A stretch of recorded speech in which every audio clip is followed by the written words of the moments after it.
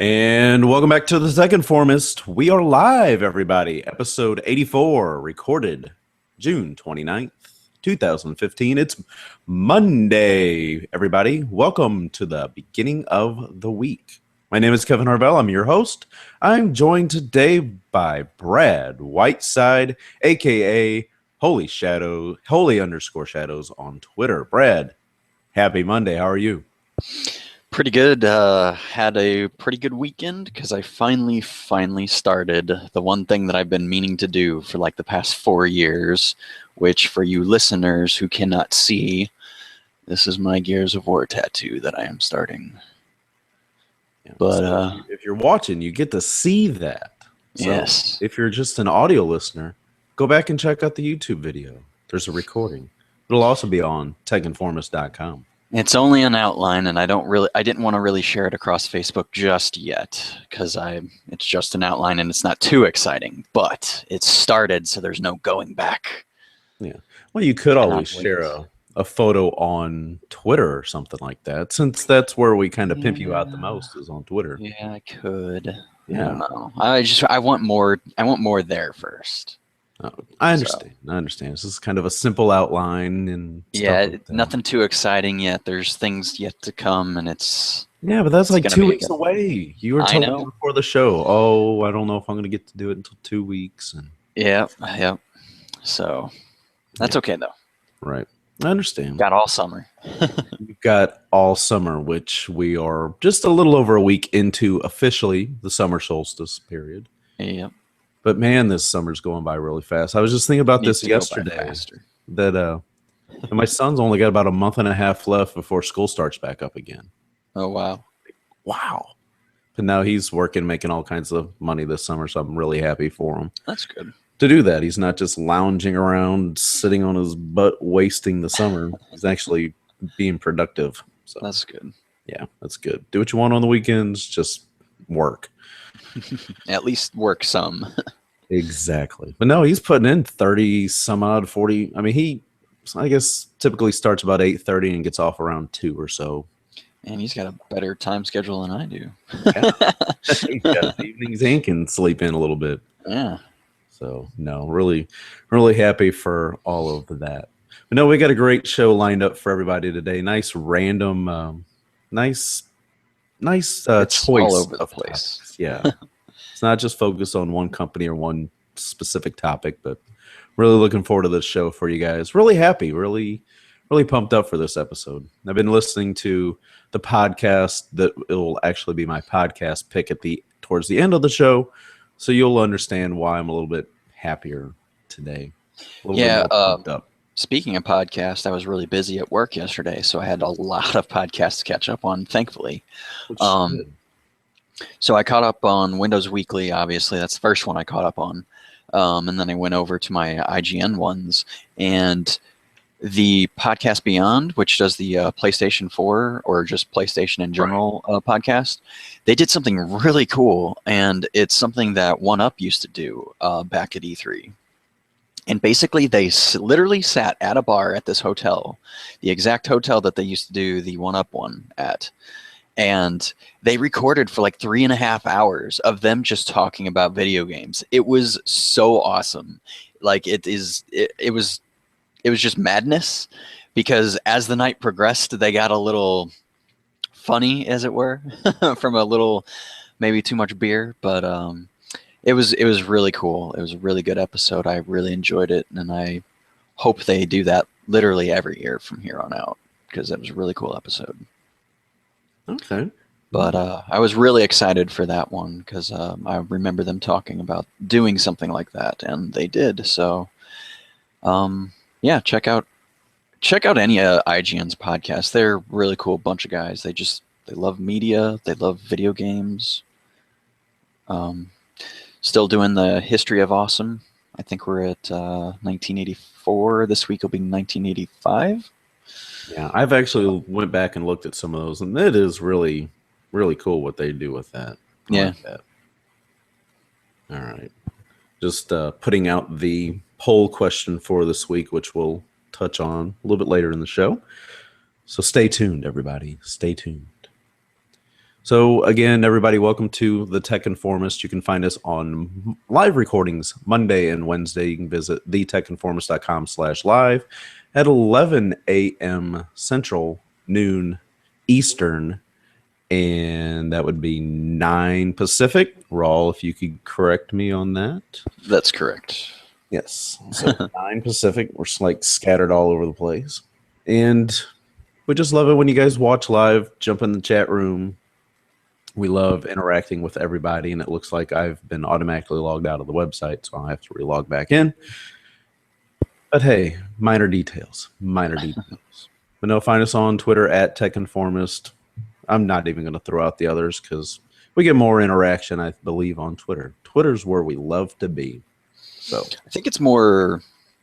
Facebook is more of like a family thing anymore, or a friends thing, and then Twitter's more of your connections and people you've met and kind of thing. At least that's the way I've been running it. So yeah, you are correct with that. It's like, why are people not really interacting? It's like, well, it's because my family and friends typically aren't really into the stuff that I'm talking about. yeah, which that's okay, because I don't know if I want my family talking about stuff like that. Yeah. Why is my computer not working? Oh, there we go. Do I click on the E to get to the internet? Yeah. Why isn't it an I? Right. All right. So, yeah, sounds like we're all in a good mood today. So let's kick things off. We had our Windows Microsoft meetup this last Friday at Schlafly Bottle Works here in Maplewood in St. Louis. For those of you who don't know, that is a microbrewery, and it's delicious. Have great food, have great beer, and a nice patio, which it actually turned out to be a pretty nice night. Yeah. Right before it thunderstormed. Yeah. Yeah, man, we had some pretty wicked storms that night, so I'm glad everything held up. Yeah. Yeah. But it was beautiful. It was cool. We were actually sitting out on the patio, and we had about, 15, 16 people show up? Yeah, there was quite a few. I mean, I brought 3 with me, so yeah, it was kind of a last-minute thing. Originally told the girl, I'm like, hey, I think we're going to need about spot for 10. And then as more and more people started showing up, I went back to her. I'm like, yeah, I think we're going to need that extra table now. So, yeah. No, it was really good. I had a couple grapefruit IPAs, which was something they had just put on their draft menu that night. I had a grapefruit IPA as well, because I had never had that one, and I'm not a big fan of grapefruit. But I can't stand grapefruit. Typically. It was good. It was. I enjoyed it. It was not overpowering. No, it was very. How the waiter described. Very well balanced, and bravo Schlafly. It was a good one. They do good. And you can actually find Schlafly in like New York, and there's a few places. I mean, you don't just find it here in St. Louis. You can go on the outskirts and the Kansas Cities and Memphis and probably even Chicago. Yeah, Chicago, DC, New York. It's more of a Midwest thing, but you can find it in some specific places. Yeah. No, it's fabulous. It's fabulous. Actually, there was a poll that went through just this year, and it was like the top beer, like micro beers of the year, and Kansas City and St. Louis won. St. Louis won with the Schlafly Kolsch. Kansas City won with the Tank 7. If you've never had the Tank 7, it's delicious. Is it? Now, who's Tank 7 by? Is that by Boulevard? That's by Boulevard. Yeah, and Boulevard does great stuff. It's like one of their specialty packs. It's only a 4-pack. It's like $10 for the whole pack. So it's kind of expensive, but it's high alcohol content, and they're delicious. Okay. So if you're 21 and in the mood, try this out. Yes, if you're 21 and over, folks. 21 and over. No underage drinking. Bad stuff. All right, so you've got the 640XL, the Lumia 640XL, and you brought it in and we're showing it off. Indeed. Yes, thanks to it was very well received by everyone at the table. It seemed like. Yes, again, thanks to our friends at AT&T for loaning us this device to try out. Literally on launch day. Like I got it literally before launch day, like a day before. You got it Thursday. Yeah, and it launched Friday officially. Right. So that was kind of cool. Yeah, so you're getting to really test this out. So go ahead and talk about it, and then I'll give my opinions. Yeah, so it's actually not here. It's in the next room on the charger because I'm bringing it with me to work too. So it is about the size of my 1520, a little smaller with nice rounded corners. So it's not like digging into your hands like this sucker does. Yeah. Extremely light for the size. Like, I feel like it weighs a third of what my 1520 weighs. It's pretty incredibly light. It's a 5.7-inch 720p mid-range, nice mid-range device. I believe it has a 410 quad-core Snapdragon processor. It starts off with 8 gigabytes of RAM, which, but I mean, memories. RAM. Yes. There you go. It's a Monday. Big clarification on that. Big clarification. Like storage. 8 GB RAM. Wow, that thing must scream. All right. Anyway, 1 gigabyte of RAM. How about that? That sounds a little bit more real. That sounds a little more mid-range. Anyway, 13 megapixel camera, 3,000 milliamp battery. I don't remember the front-facing camera. I believe it's like a 0.4 megapixels, which is kind of weird to say, but I believe that's what it is. Okay. It does not have a dedicated camera button, which I'm kind of about because I really like having that dedicated camera button to just launch the app and then take a picture with the screen. I know like that's literally the only thing I use that button for, but it's just so much faster to me. But, I think a lot of people like having the dedicated camera buttons just because. Well, it was funny because launching and boom, picture. Around the table, most of the guys didn't seem to mind. Right. But whereas I was like, that was kind of my biggest gripe, other than the speaker wasn't maybe as good of quality as my 1520, but yet again, we're talking about a mid-range device, which, by the way, the back does come off. The battery is replaceable. That's how you get to the SIM card and the storage, SD card, and trying to think if there's anything I missed. All the button rockers are on the same side because it's a Lumia, and it works fantastic on that side. Yesterday, I found myself putting my 1520 down and just using my 640 XL at work for streaming because it's almost like it wasn't even in my pocket. It's so light. So it's pretty incredible. So have you taken many pictures with it yet? Not yet. Okay. That will definitely happen, being as it has a little bit better camera than the 640, the regular 640. So I believe that one's like, I want to say 8 or 10. Yeah, I can't remember. I'm sure Evan Thomas knows about that. Yep, Evan picked 640 up after hunting one down. Yes. Found one at a Walmart. Was gonna go to the Microsoft store, but I guess things went not so great there, or he couldn't. Yeah, I don't think that they actually had them in stock or something like that. Yeah, so he was determined to get one that night, and he sure as heck did. So, congratulations. The regular 640, I believe, is a 5-inch. Right. So. Yeah. Rawl asks, "How's the battery life so far?"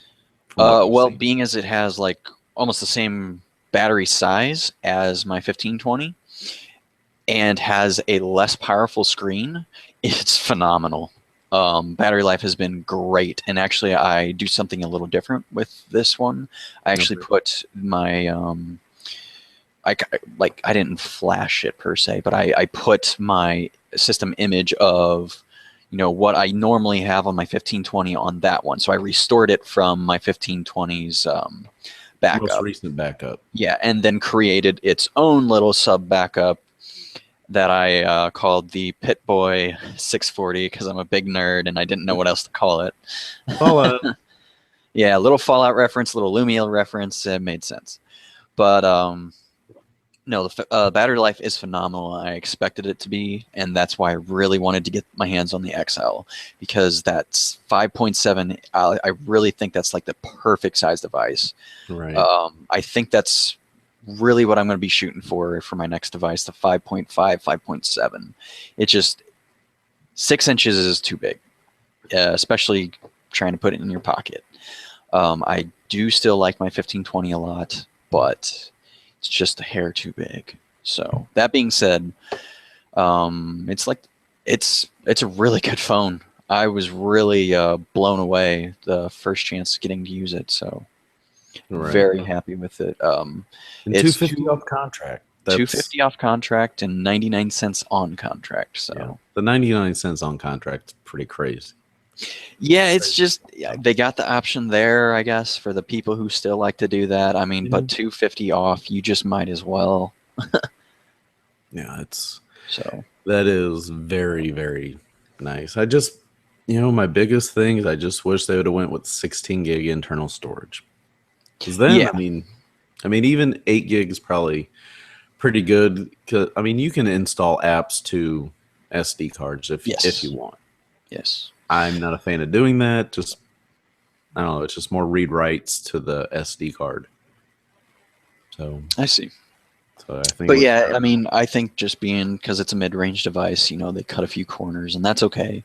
It is a mid-range device, and I mean, if you really need a phone to hold you over till the new flagships hit, which, by the way, the new flagships have kind of been hinted at because they've been like kind of caught on the ad duplex site, like in testing kind of right now. And the sizes they've found are 5.2 and 5.7, that perfect size. Yeah, so I know that definitely makes you happy right there. Yeah, I'm super excited. I cannot wait to hear more about those. Yeah.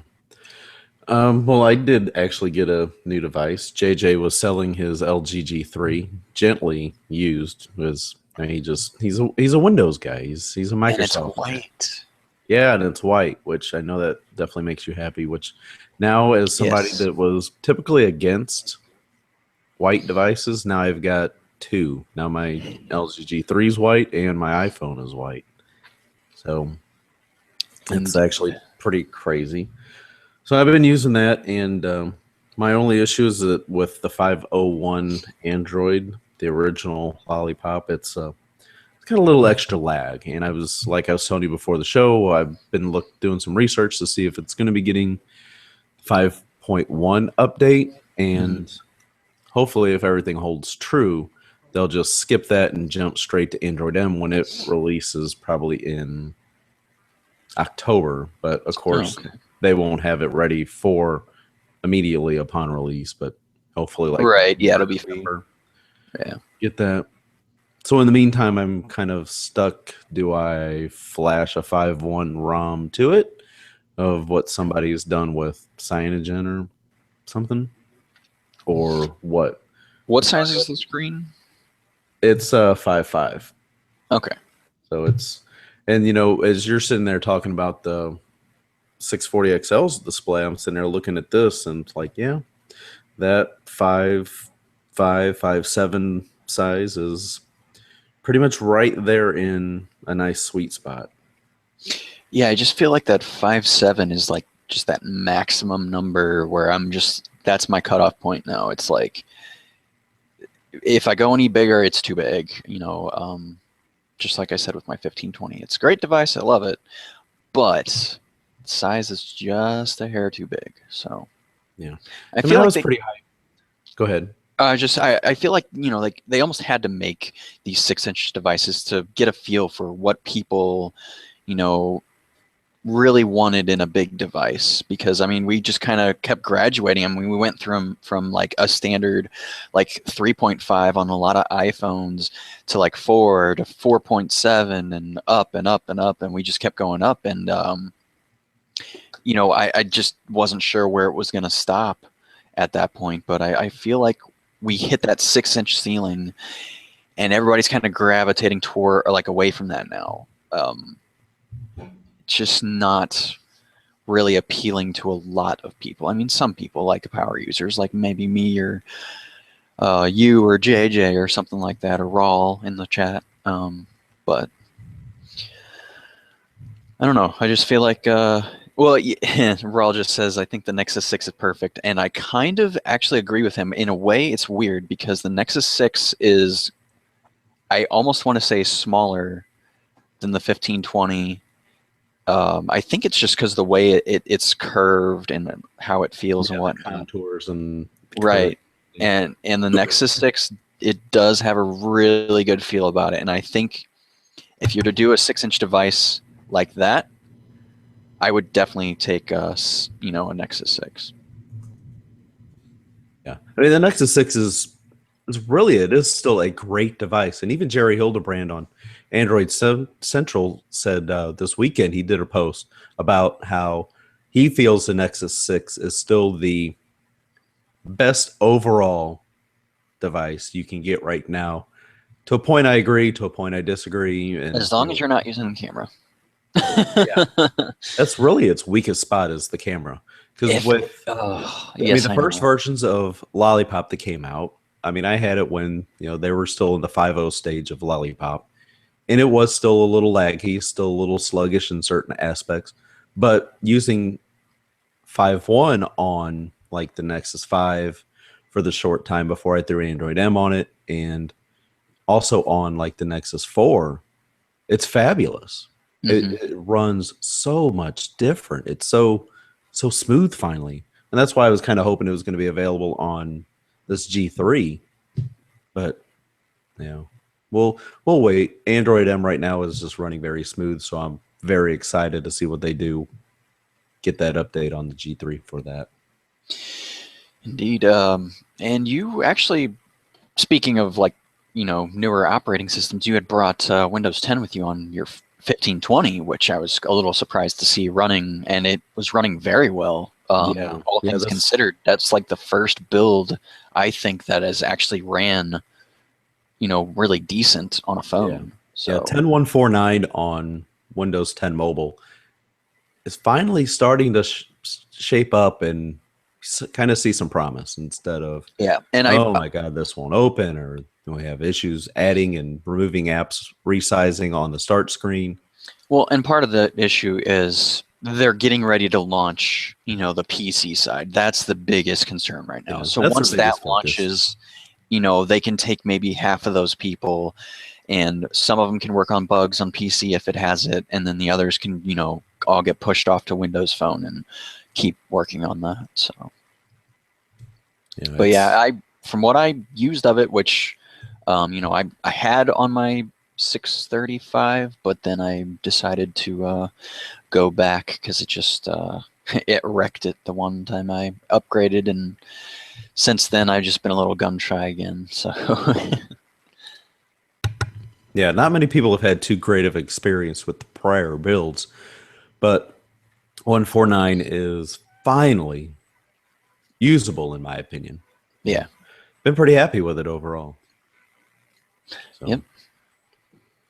Really happy with it. Hey, so let's go ahead and get into some of the other news that we're here to talk about. Yeah.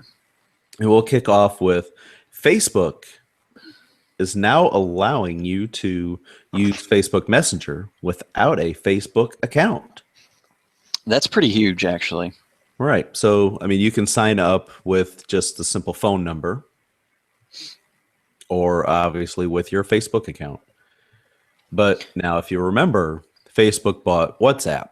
So kind of a lot of people are thinking that they're getting ready to like merge the two. Whether they'll get rid of WhatsApp, but just like merge it into I don't know, because I feel like WhatsApp is a really big brand across seas. And I feel like if they get rid of that, that could be a bad move. Yeah. But I don't know. I don't know. I could see them doing that, but I could also see them leaving it completely separate. Because like you said, it's huge overseas. I don't think I know one person that uses WhatsApp on a regular basis in the United States. I mean, nobody in my circle of friends and people that I associate with regularly use it. Most of us use Facebook Messenger.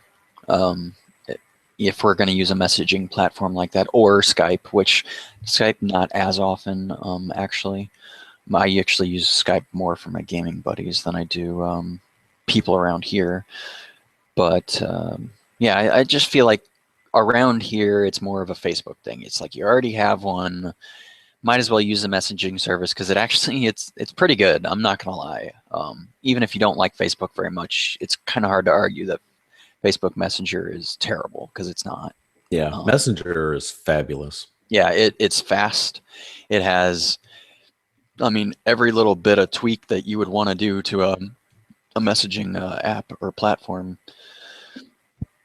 And it works well across all platforms. Whereas, using Skype, it'll work great on Android. It'll work great on Windows Phone. Yeah. But on iOS, I'll get the notifications, but the app won't refresh one to where I can see even the most recent messages. So it's a very frustrating experience when it comes to that. All right. So moving on, you've got the story about the SpaceX rocket. Go ahead. Well, actually, I was gonna skip to my Facebook. All right. Since we were just already constantly, or we were just talking about it. All right, throw it in. Yeah. So the 2G friendly Facebook Lite launches in India and the Philippines, which those are like the two next big emerging markets that are really starting to take off, and this only makes sense. Like, Facebook knows they need to get in there, and Facebook knows that they need to make a much lighter version of what they have for, like, maybe let's say the States or Europe or what have you. And this is a perfect way to get their foot in the door, so to speak, for people who are using the messaging platforms across like Wi-Fi and whatnot instead of like actual service. Because as far as I can tell, like, service is kind of weird out there, and they don't always have it because they're emerging. They're still getting towers up. They're still expanding on that. It's not like it is here in the States or Europe. It's very different. So for them to have Wi-Fi, it seems like it'd be easier than for them to have like a cell tower sometimes, which is why WhatsApp is so popular across seas, I think, for that reason. But yeah, I just think this is another way that Facebook just showing, hey, we're still in the game, kind of thing. Right. I mean, they're trying to cater to areas all over the country and like all over the world, actually. So yeah, and just to give you an idea how light this app is, it's only 430 kilobytes to download this app. Mm-hmm. And it runs on Android 2.2 or higher. I mean, I haven't said Android 2.2 for a while. Yeah, honestly, I don't think we've ever said Android 2.2 on Tech Informist. it's probably a very real statement there. Yeah. But when you consider, these emerging markets, they're not getting these high-end devices because they're just too expensive for those cultures. Exactly. And that's why like the Lumia 435 and the 535 and all those are so popular over there because they're cheap, but they're solid working phones. And that's why Windows Phone does well over there, because it's an anomaly where it doesn't matter if you use the highest end of the market or the lowest, the same experience, with regard to like camera and screen size and things like that. That's beside the point. But the OS overall feel, it just a very low. So, yeah, you're kind of cutting in and out a little bit there. But when I think of Android 2.2, I think of the Nexus 1. And like the HTC Desire, which is, it's pretty much the same device. I mean, now looking back, it's like very low end, but back then it was really a fantastic device. And actually, the HTC Desire was my first smartphone. Raul reminds us that 2.2 is Froyo. Yep, Froyo and higher. Mm-hmm. So that is very interesting. All right. So now are you ready to move into SpaceX? Yeah. All right. So SpaceX time. Exploring space is a very difficult thing. And yesterday they were sending up 2 HoloLenses on a SpaceX rocket that exploded. So Microsoft is out 2 HoloLenses heads sets. But what's actually really cool in a way about this, last night Satya Nadella actually tweeted about this, and he's like, space is hard, at NASA, and we're with you and ready to try again. And I think that's really awesome.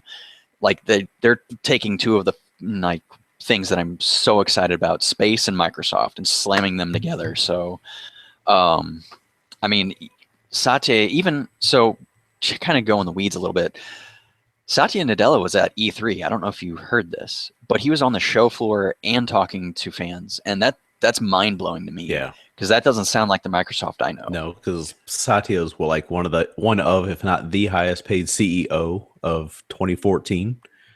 Yeah, I think he is the highest paid CEO of 2014, and like, if you're the highest paid CEO, why would you bother going to a gaming convention and talking to fans?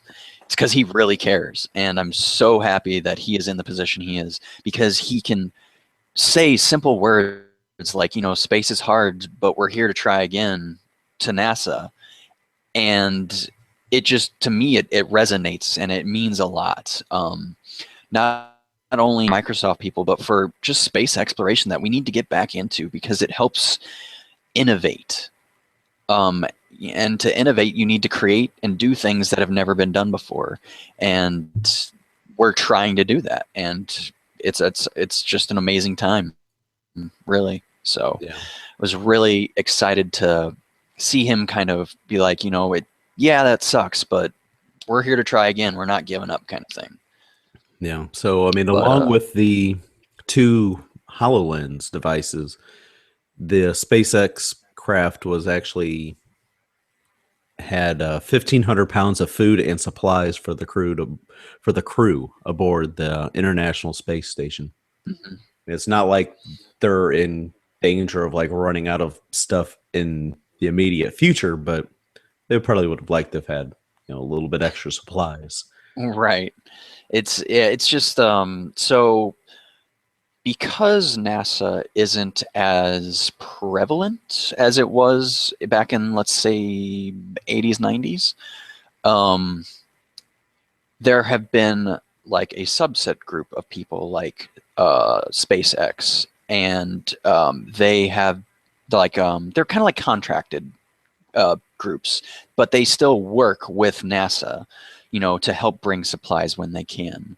And it's a very different landscape when it comes to space that we're, I don't want to say not used to, because they've been doing it for a few years, but it's different from the 90s. We'll say it like that. Right. It's not just one group doing things now. It's a few groups, and I think that's really cool. Yeah.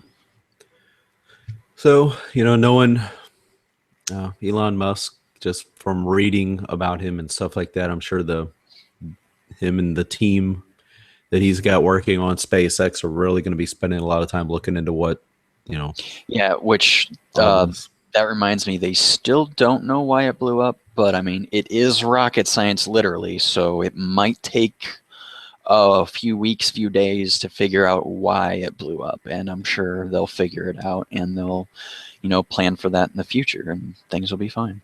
Yeah, as of right now, one of the last things that I see on the SpaceX.com website, it just says the vehicle experienced an anomaly on ascent.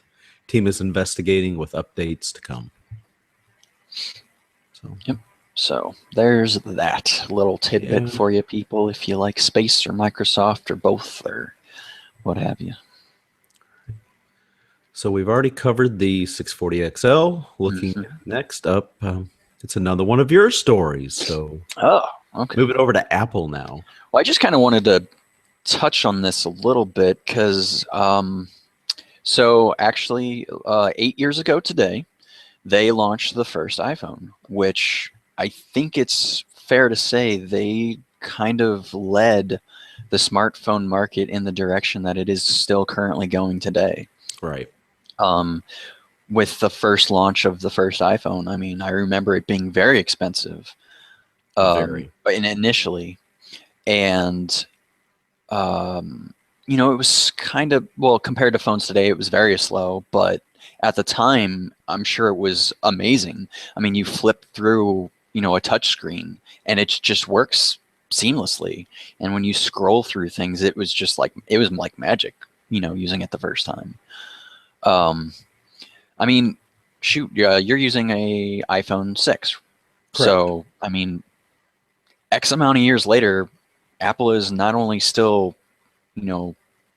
here, but they're one of the leading, people in the market, especially in the US. I think more people in the US, well, maybe not more people in the US, but a decent amount of people in the US use iPhones, especially when it comes to like corporate settings. So I just think it, really interesting that it was 8 years ago already today. Yeah, I want to say that whenever originally released, there was a 4 gig and an 8 gig versions. So, I mean, they mentioned the 8 gig model initially costing $600 right on a 2-year contract. So yeah, and then for a 2-year contract. Then they dropped it to 400 in September because it wasn't selling very well. Yeah, and then today it's like 200. Right. Yeah, you start off with the base iPhone at $200 for a 2-year deal. Man, it's hard to believe it's 8 years since the iPhone launched. Well, the ironic thing in this is Microsoft and BlackBerry were almost laughing at Apple because of this device. They're like, this is never going to sell. This is never going to work. Oh boy, were they wrong. Surprise. Yeah. Oh, so that's, it's just when you discredit somebody and like, oh yeah, that's never going to work. That's never going to work. You're setting yourself up for failure. Yeah.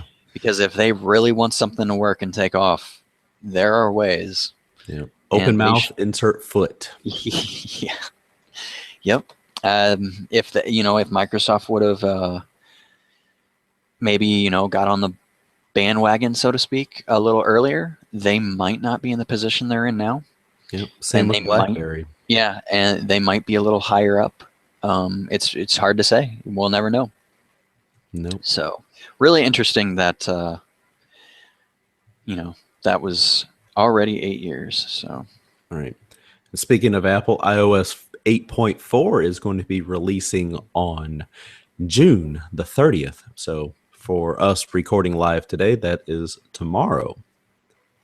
And you will also get a new music app, Apple Music, Beats One and Connect will be launching tomorrow as well. So the 8.4 update should be available at 8 a.m. Pacific time. So that would be 10 a.m. Central and 11 a.m. Eastern time. And then the Beats One will launch at 9 a.m. Pacific, so an hour later. So Beats One is kind of like a station, you could say. Oh, okay. It's not really, like a service. It's more of like a kind of like a radio station in a way, from what I've briefly read on this. I don't think it's going to be anything that I'm going to be like really interested in, but I don't know. I'll definitely take a look at it, and kind of excited to be able to update my iPhone tomorrow. Right. I mean, this just goes to show, like, Apple has music in their DNA. I mean, that's one of their core platforms. When you think music, usually you think iTunes. Yep. The first, right off the bat. The digital music world. I mean, to be honest, that's where I buy literally all my albums from. I've been doing it since they put iTunes on the Motorola, what was it, Sliver? Which that was what, 2006, 2007-ish, somewhere in there. Yeah, and that was a while back. Yeah, I mean, iTunes and the iPod was, I mean, that revolutionized the music industry. It really did. And that's very interesting. I never really went back and thought about that, but there was an iTunes program on a Motorola phone that was not Apple. Yeah, that you don't really hear about that too often. So no. I didn't even know that. Yeah, so that's actually the main reason I bought the Sliver, other than it was like the candy bar phone, because I really liked the slim profile and a candy bar phone at the same time. Right. But it had an awesome speaker, and it had iTunes attached to it. And I was like, oh man, iTunes, I really want iTunes, but an iPod's a little too expensive for me. I can get this phone and kind of have that experience. And, you know, it wasn't as good as a iPod, but I had iTunes, so I was pretty happy at the time. Happy about it. Now you're a big Microsoft fan. Right, right. But All right. times change. So let's move into some construction news about a bricklaying robot that can build a house in 2 days. What? Yeah. So I was reading about this story on Popular Science about an engineer in Perth who wants to mechanize one of humanity's oldest jobs. His robot is named Hadrian, after the Roman emperor who built a wall in northern Britain, and it can lay 1,000 bricks an hour. So it's kind of like a 3D printer in a way that you can program a building plan into it. It calculates the location of each brick, then uses its 28-foot long arm to then place bricks and secure them with mortar. And once this thing is set up, the Hadrian robot is supposed to work for 24 hours straight, with the manipulator arm placing bricks fast enough to construct a house every 2 days, or about 150 houses a year. So this thing promises to deliver accuracy within 1/100th of an inch. And of course, That's pretty accurate. yeah. And of course, this thing is carried by truck, and the robot is powered by either a generator or local power sources. Huh. So does it like run on like a track system, or how does I guess I just don't completely understand how it works. It just Yeah, there's there's a video in this story about. It says this video is from Spec Mix Bricklayer Championship, and the fastest human bricklayer in the video set 743 bricks in 1 hour, or about 3/4 the speed of the Hadrian robot. wow. Well, I don't know if it actually has a video showing this robot in motion. Yeah, so it says in a presentation from Fast Brick Robotics, which made Hadrian, they estimate that paying for the labor from skilled human bricklayers adds tens of billions of dollars in cost to home construction costs each year. So Hadrian isn't just a robot that does a cool job. It's a robot that actively replaces human workers. So that is not good in that aspect because, you don't want to be losing jobs and They're stuff like taking that. our jobs. Just the idea that, you can take a bricklaying robot and can lay 1,000 bricks in an hour. That's crazy. Yeah. Well, on the flip side, robots do break, so we need people to fix those. Yep. You've always got to have somebody there on site. You can't just, program it and just let it go. Yeah, the day that happens, that gets a little Skynetty, which, by the way, just to once again go off into the weeds, I had watched Terminator 2 Judgment Day over the weekend on Netflix because it's getting ready to actually pop off of Netflix. It's either been a very long time since I've seen the movie, or I've only seen it maybe never. Okay. Or any of them for that matter. So I'm like, it's getting close to the new movie, which I don't know if I would go see or not. But it's like, the second one is considered to be one of the better ones, and if not the best. I've seen 1 and 2. I haven't seen either the 2 newer ones. I haven't either. Well, obviously I haven't either. But yeah, so I was watching that, and it's very interesting going back and seeing a lot of Pepsi product placement with the old white Pepsi can with the red and blue on it. Yeah. Yeah, a lot of Pepsi product placement, but very, very 90s. And was that rated R? I did not remember. I would think so. Yeah, because it was, I grew up with that a little, But if I did watch that as a kid, dear Lord, that movie is terrifying as a kid. Like, oh my goodness. Especially the part where she's like kind of seeing a dream of like the bombs going off, and like it just turns people to dust, and like, oh my goodness, it got really graphic a few times. It's like, wow, that is dark. Yeah. Yeah, it was rated R. Okay. Released on July 3rd, 1991. So it's coming up on its 24th anniversary in just a couple days. Yeah, it's funny. In the movie, they talk about how the bombs fall on like August 29th, 1997, and how Skynet takes over. I guess it would be that year or something like that. Or is it? Anyway, something happens in 2029, which is actually a lot closer now than it ever was back then. So it's like, oh, that's actually not that far away. No. No, it is not. Mm. All right, so let's go ahead and move into app and entertainment picks. And Brad, I'll go ahead and let you kick this off. So I'm very excited about this one because of the prospect of being able to play Star Wars Battlefront a week earlier than people on other platforms. So EA Access is an Xbox One app, and it's a subscription service in which you pay $30 a year, which is not bad at all, or $5 a month if you want to go that route. And it's available in 41 countries. So that in itself is a pretty big feat. And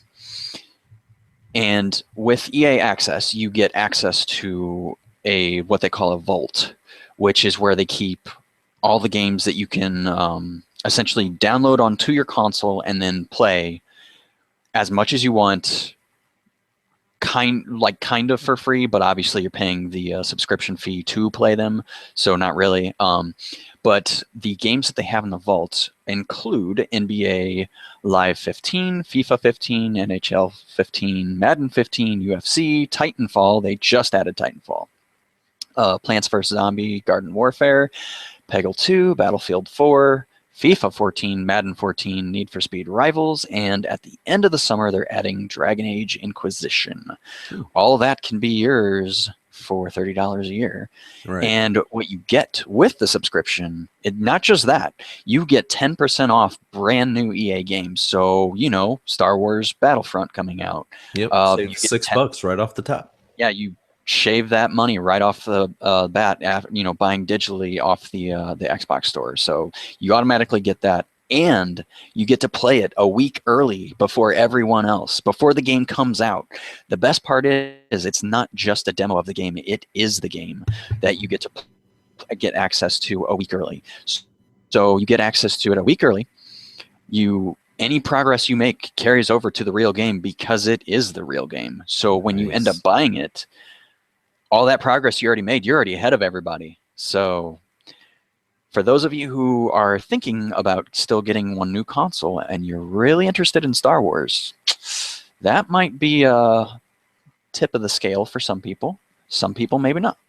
But the option is there. And, EA Access is a really cool idea. And I think by the end of the summer, I'll probably end up getting it, being as it's only like $30 a year. Yeah, which that is nothing, especially when you factor in it's $5 a month. Right. And let's see paying for 6 months, but yet you're getting it for a full year. Yeah, exactly. So yeah, $5 a year would actually equate to $60 a year, or $5 a month would equate to $60 a year. So you're better off just go ahead, get that $30 subscription, get it out of the way, and you have all these games to play. Right. So especially if you're a sports person, this is definitely something to look into. Yeah. That's a great deal. Yeah. So, and the interesting story behind this is EA actually went to PlayStation first, and PlayStation like, oh no, our customers don't want that. They're like, oh really? Huh. So then they went to Xbox, and Xbox is like, yeah, absolutely, we want this. Yeah, we want to get this going.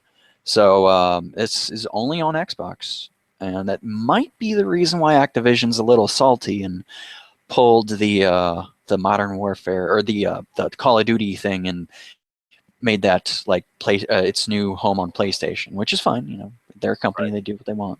Yeah, where you can get the DLC. A month early. Yeah, month Yeah. early. So Yeah, always the exclusives. I know. Why can't we just all get what we want?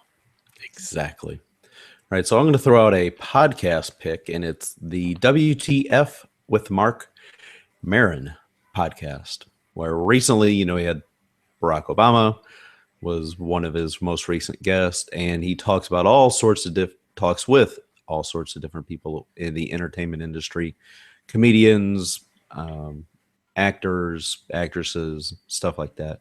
Really good show, and he's been doing the show for quite a while. I mean, he's in the episode 600 and something, and releases an episode once a week.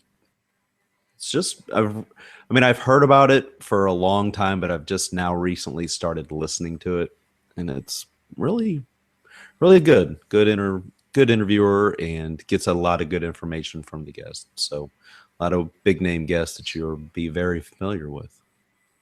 So definitely check it out. Very good. Very good. Very good. One other thing that I do want to throw out there as well is the power of YouTube. Now, we were having some issues with our 2004 Grand Prix, which you also have a Grand Prix as well, Brad. I do. And the right rear passenger window was having a problem, going up and down. It was not wanting to stay up, we'll say. So literally one of the first things that go wrong on that car are the windows, which both of mine actually have been replaced already. Okay. So hopefully I don't have to worry about that for a while. Yeah, so just doing a simple little search, because I'm kind of somebody that likes to, fix things myself. DIY. Yeah, I'm consider myself pretty competent and use some logic to kind of figure things out. So well, you used to be a car guy too, so. Yeah, I used to work at Chrysler and stuff, so I've done some minor basic auto repairs. So I know how cars of today are typically put together. Mm-hmm. So I figured, why not? So just did a quick little search, found a video, and actually this was for how to take apart the front driver door. And that's all I watched. I looked at that, I watched it for a few minutes just to see how the panel would come off. I'm like, okay, I can pretty much handle the rest. So I picked up a motor regulator assembly and took it out to my dad's, where pretty much all our tools are at right now. And probably only took about an hour or so to do myself. It was pretty easy. Had to kind of play around with the glass sitting in the track itself to make sure it was going up and going down smooth.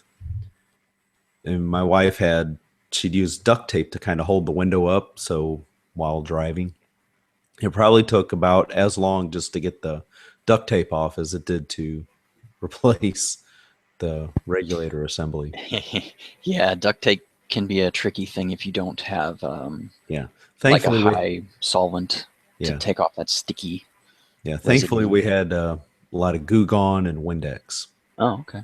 And of course a window scraper. That helped a lot. So if you're ever wanting to replace something yourself, I've used that to find out how to take apart my washer and dryer to fix specific parts. Oh, wow. Yeah, I've done a lot of self-repairs just by finding other videos online. So in that same arena, my Grand Prix has, so I bought it used, but the guy that bought it brand new literally loaded the car up with every single option you could get at the time. Mm-hmm. So it had the awesome heads-up display that you see in the windshield. Right, which I do need to get mine fixed still. I can fix it for you because I looked up how to fix it and followed a simple tutorial and had to go through, reconnect the little spring to the motor, and it works fantastic. It actually broke again, but I had since fixed it already again, and this time I used a little adhesive, because the reason it keeps breaking is because where it sits and the tension that's on this little plastic piece, it ends up melting through over the course of the summer because your car gets really hot. Right. Yeah, and so it'll actually melt through the plastic and the spring will let go, and that's when the display falls. And the display unit itself is like $400. So clearly you really don't want to spend $400 just to see a little pretty heads-up display in your windshield. No. So I looked up how to fix this again on YouTube, and there's a nice video, a tutorial, how to do it. And I've actually gotten really good at it. So yeah, it's a second nature to me now, how to fix it, because I've done it so many times. Or at least enough to feel like I'm, qualified to do it again and again and again. But hopefully the last time that I did it was the last time that I'll have to do it, because I actually added a metal ring, clipped the spring to the metal ring, and then used some really strong adhesive that we have at work, and kind of made a tab to where it would connect to that metal ring. So now if it's going to melt through, I mean, it's got to take a huge chunk out of this thing, and I don't see that happening anytime soon. Okay. So hopefully that did it. Yeah, it might be a little fun project for us one day. Yeah, I mean, really, probably take like an hour tops. Okay. And yours is the GXP, isn't it? Yep, GTP. The GXP is the V8. The GTP is the supercharged.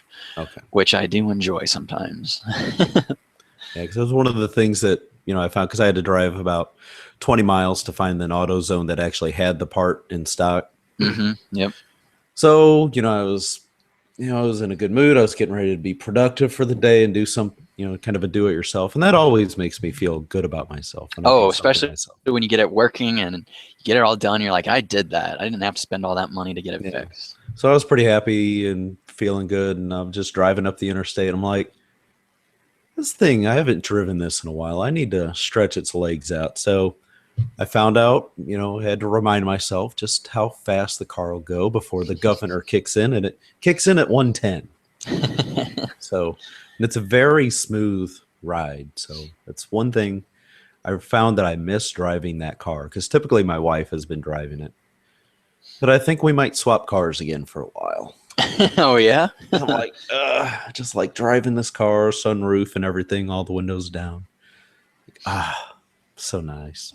I might start driving that again. And the engine itself, the 3.8 liter, the 3800 Series 3 is one of their more bulletproof engines that GM ever made. Oh, yeah. The transmission's going to go out before that engine goes out. So it's fabulous. Just love driving it.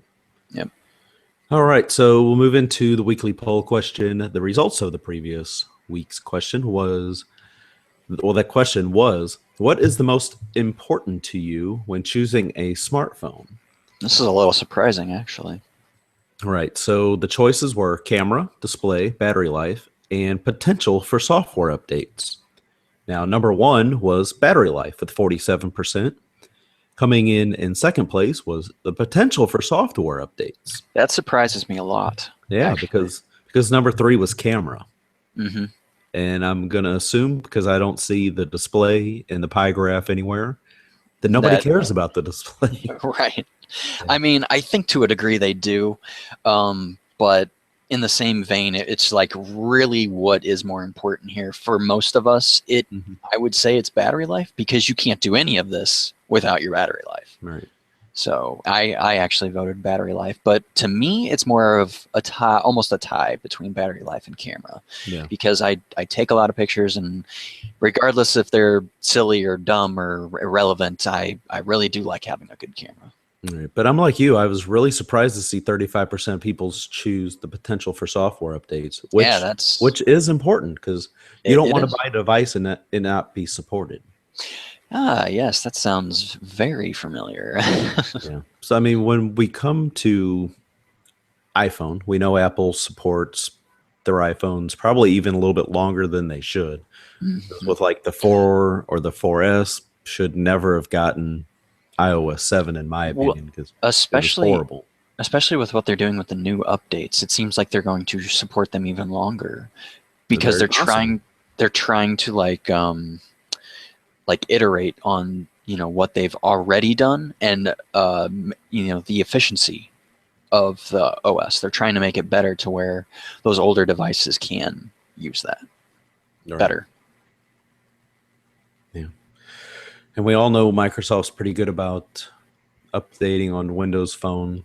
Well, it is now. Yeah, it is now. And, you know, they're still dealing with carriers, but they're hoping to kind of bypass carriers and do more things a la iOS. And, of course, everybody knows that Android fragmentation thing where either the OEM doesn't want to bother with doing an update or the carrier, you know, kind of shuts it down. So, anyway, the next week's poll question is, would you rather have a Surface phone or an Xbox phone?